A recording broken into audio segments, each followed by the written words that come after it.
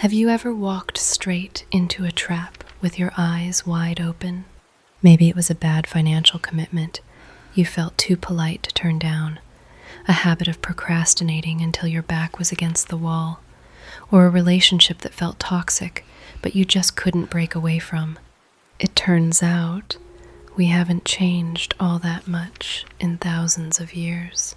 There is a classic chapter in an ancient wisdom manual, Proverbs chapter 6, that maps out these exact modern traps and gives us the ultimate escape plan before they ruin our lives. By the time you finish this video, you'll walk away with 4 specific boundary lines that will safeguard your money, your focus, your reputation, and your relationships. Make sure to stick around for the final point, because we're going to talk about a relationship trap that is compared to walking on hot coals and why the damage from it is almost impossible to repair. Let's start with your wallet. Have you ever felt pressured to guarantee a loan or put up financial security for a neighbor or a friend? It feels like the generous, nice thing to do. But the text warns that if you strike hands in a pledge for another, you might have just trapped yourself with your own words. This ancient warning isn't a plea against being a generous person. Instead, it's a warning against overextending your financial resources and acting in irresponsible ways that can lead to sudden poverty. The truth is, God does not promise to cover the costs of every unwise commitment we make. We have to maintain a balance between genuine generosity and good stewardship so that our own families don't suffer. So, what do you do if you're already trapped in a bad agreement? The advice is urgent. Don't sleep. Don't even close your eyelids. Go immediately. Humble yourself and plead with your neighbor until you get your name off that paperwork. You need to free yourself like a gazelle escaping a hunter or a bird breaking out of a fowler's snare. Next up is a trap most of us fall into every single morning, the temptation of laziness and putting things off. The writer literally points a finger at the sluggard and tells them to look at a tiny, unexpected teacher, the ant. Think about it. Ants don't have a commander, an overseer, or a ruler telling them what to do. They don't wait for a motivational speech to get started. Yet, they utilize their energy and resources economically, storing up food during the summer and gathering provisions during the harvest, so they are fully prepared for the winter. The text warns that if we keep saying, a little sleep, a little slumber, a little folding of the hands to rest, we are inviting disaster. Before you know it, poverty will hit you like a bandit, and scarcity will corner you like an armed man. Self-discipline isn't about being perfect. It's about building self-motivated systems so you aren't caught empty-handed when hard times hit. Wait, let's pause for a second.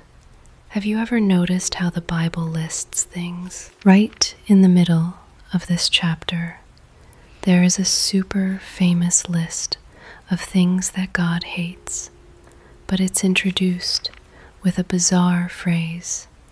There are 6 things the Lord hates, 7 that are detestable to him. You might wonder, is it 6 or is it 7?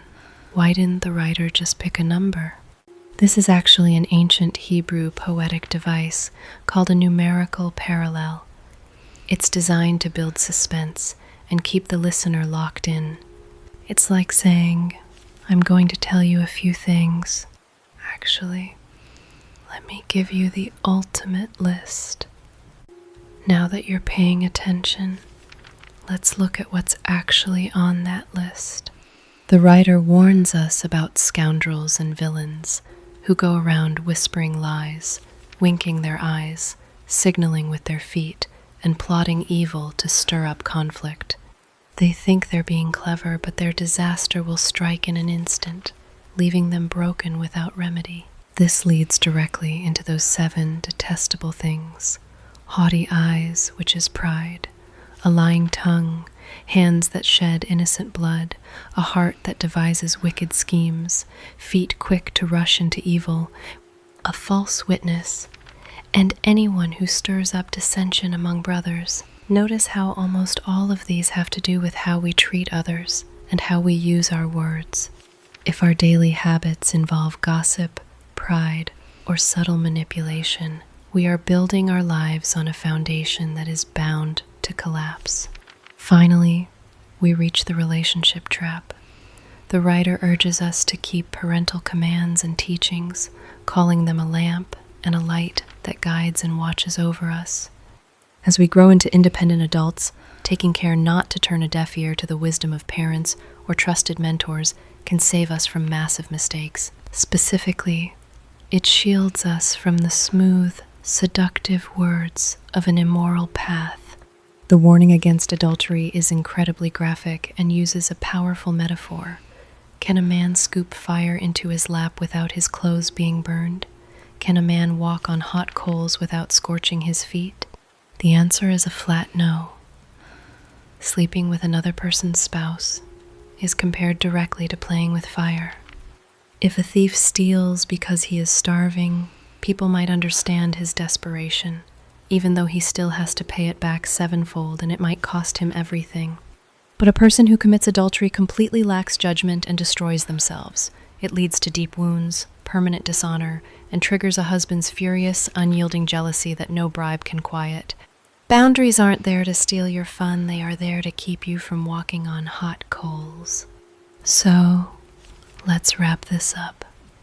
Proverbs 6 gives us 4 major warnings to live by. First, don't trap yourself in debt or commitments you can't control. Second, don't let laziness rob your future. Be self-motivated, like the ant. Third, guard your character against pride, lies, and drama. And fourth, protect your relationships and never play with the fire of betrayal. Which of these 4 areas do you feel is the hardest to navigate in our modern world? Let me know down in the comments. I love reading your thoughts and chatting with you there. If this video gave you some helpful perspective, hit that subscribe button, give it a thumbs up, and share it with a friend who might need a little wisdom lamp for their path today. See you in the next video.